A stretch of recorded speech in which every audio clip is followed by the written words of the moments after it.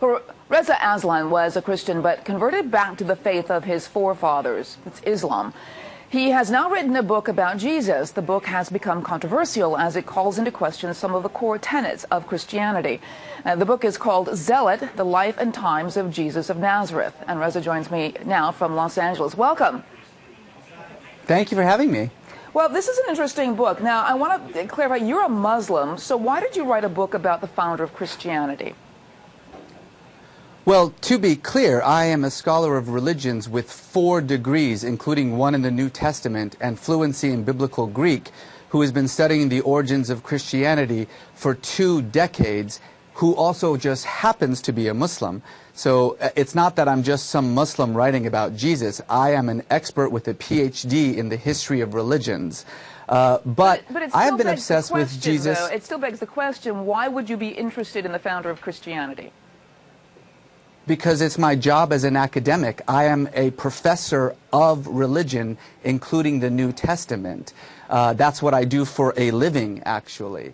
So, I mean, it would be like asking a Christian why they would write a book about, Islam. I'm not sure about that. But honestly, I've been obsessed with Jesus for really 20 years. I've been studying his life and his work and the origins of Christianity both in an academic environment and in a personal level for about 2 decades. And just to be clear, this is not some attack on Christianity. My mother is a Christian. My wife is a Christian. My brother-in-law is an evangelical pastor. Anyone who thinks that this book is an attack on Christianity has not read it yet. But I want to read you some quotes from some people who are criticizing you. One from John Dickerson, who has written an op-ed piece on VoxNews.com, and he says, it's not a historian's report on Jesus. Is it an educated Muslim's opinion about Jesus? He says its conclusions are long-held Islamic claims, namely that Jesus was a zealous prophet type who didn't claim to be God. Well, that's actually not what Islam claims about Jesus. My book about Jesus overturns pretty much everything that Islam also thinks about Jesus as well. And to be clear, I just want to emphasize this one more time. I am a historian. I am a PhD in the history of religions. This isn't a Muslim opinion. This is an academic work of history, not about the Christ or about Christianity for that matter. It's about a historical man who walked the earth 2,000 years ago in a land that the Romans called Palestine. How are your findings different from what Islam actually believes about Jesus?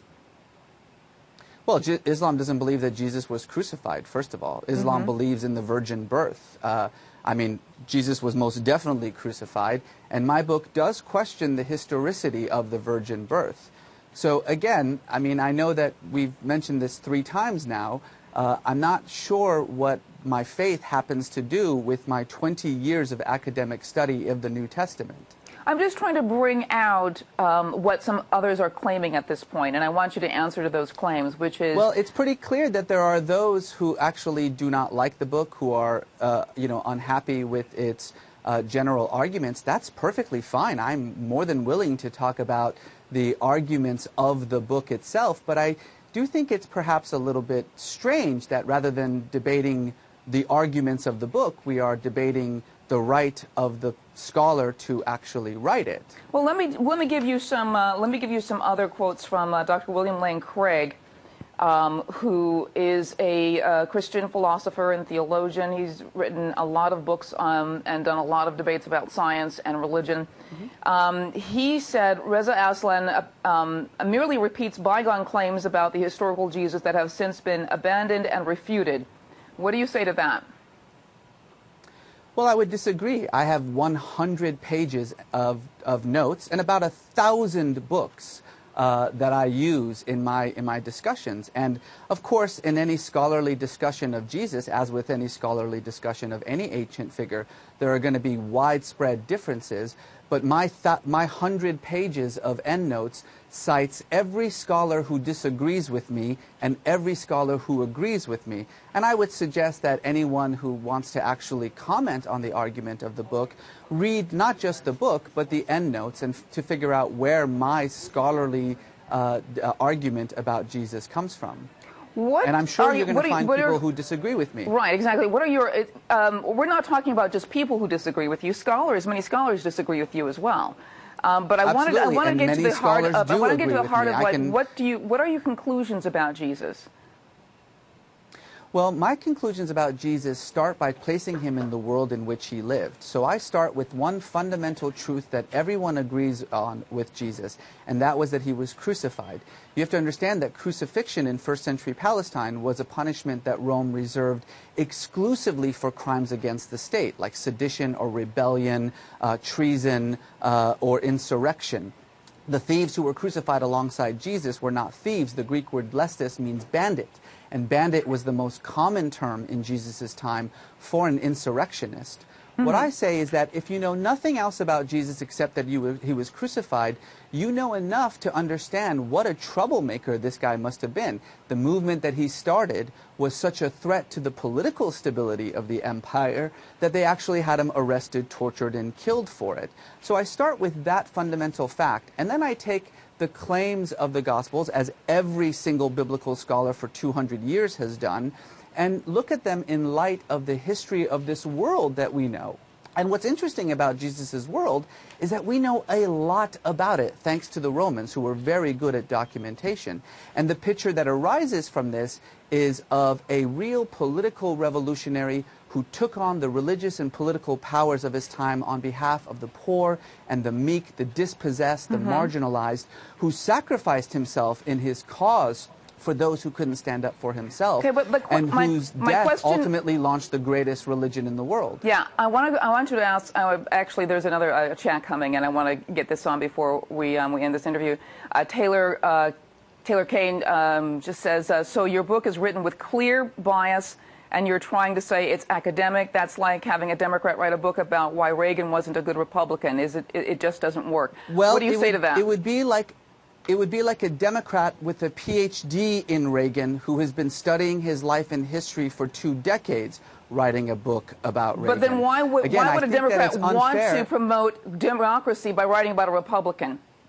I see that the point is that... Ma'am, may I just finish my sentence for a moment, please? I think that the fundamental problem here is that you're assuming that I have some sort of faith-based bias in this work that I write. I write about Judaism, I write about Hinduism, I write about Christianity, I write about Islam. My job as a scholar of religions with a PhD in the subject is to write about religions. And one of the religions that I have written about is the religion that was launched by Jesus. You're not just writing about a religion from a point of view of an observer. I mean, the thing about it is that you're promoting yourself as a scholar, and I've interviewed scholars who have written books on the resurrection, on the real Jesus, and who are looking at the same information that you're saying. To say that your information is somehow different from theirs is really not being honest here. Ma'am, my information is not different from theirs at all. I'm afraid that it sounds like you haven't actually read my book or seen what I've said about the resurrection or about Jesus or about his claims. I think you might be surprised in what I say. And there have been thousands of scholars who have written about this very same topic, many who disagree with me, many who agree with me. That's the thing about scholarship, is that it's a debate over ancient history, and I am one of those people making that debate. I think it's unfair to just simply assume, because of my particular faith background, that there is some agenda on this book. That would be like saying that a Christian who writes about Muhammad is by definition, not able to do so because he has some bias against it. And frankly, every book that's almost every book that's out there is by... But I believe that you've been on several programs and never disclosed that you were a Muslim, and I think that's an interesting full disclosure. Ma'am, the second page of my book says I'm a Muslim. Every single interview I have ever done on TV or on print says I'm a Muslim. You may not be familiar with me, but I'm actually quite a prominent Muslim thinker in the United States. I've written a number of books about Islam. It's just simply incorrect to say that media isn't saying that I'm a Muslim. I would actually encourage you to actually try to find media that doesn't mention my biography, which, by the way, again, is on the second page of the book. All right, Reza, I want to thank you very much for coming on. The book is called Zealot, The Life and Times of Jesus of Nazareth.